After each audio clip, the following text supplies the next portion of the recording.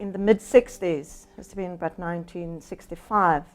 I could have been a little girl, probably about 3, going on 4 years old, and my dad owned properties just across the way, on the other side in Bergfleet. He owned a semi-detached home. I think it was in 1965 when he got notice that we were uprooted. You must leave. This is a white area.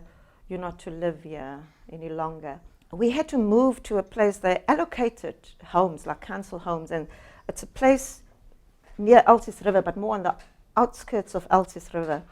And it's in a dorpie on the outskirts, Matroosfontein.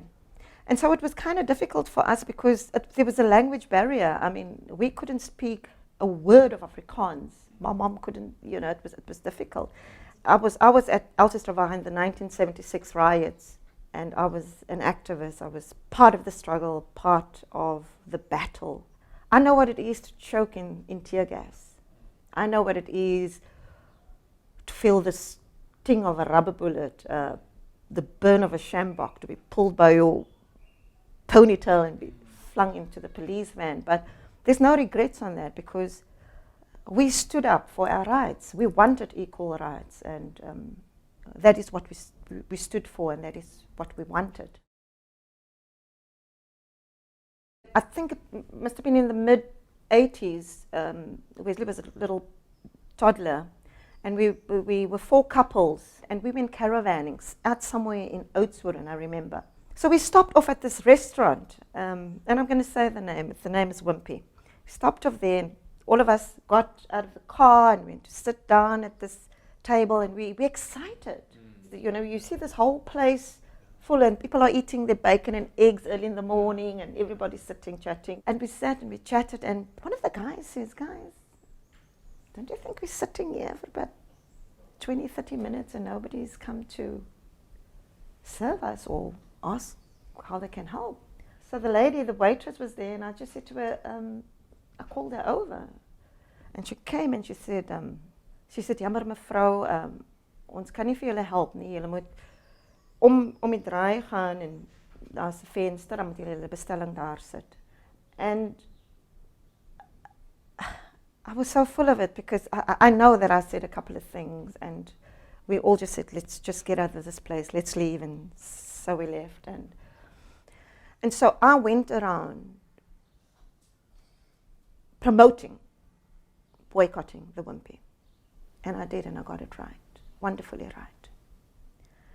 And it was a few years later after that, because I was angry. A few years after that, when I came to the Lord, when I was saved by the blood of the Lamb, that was the first thing God convicted me of. And I remember saying to the Lord while I'm laying in my bed, I remember saying to him, "Okay, Lord." And with the next opportunity, I went into the Wimpy. I had a coffee. I became addicted to the Wimpy coffee. Wesley was a surfer boy, so every time we go onto that N2 or N1 to go to Plet, Neisner, we didn't pass any Wimpy. We would stop. When Wesley started school, Sub A, we decided that we're going to go make an appointment. This other school, classified as a white school, and this is like in the late 80s. And we sat down with the principal, with the board, and everything. And there was lots of blockages. But then my husband eventually said, "What is the problem? We're living in the area here. It's a few blocks away. The color of our money is the same. What is the problem?" And then Greg decided, he says, "Look, I'm going to pay up the school fees way ahead." And they did. And he did. And Wesley was accepted.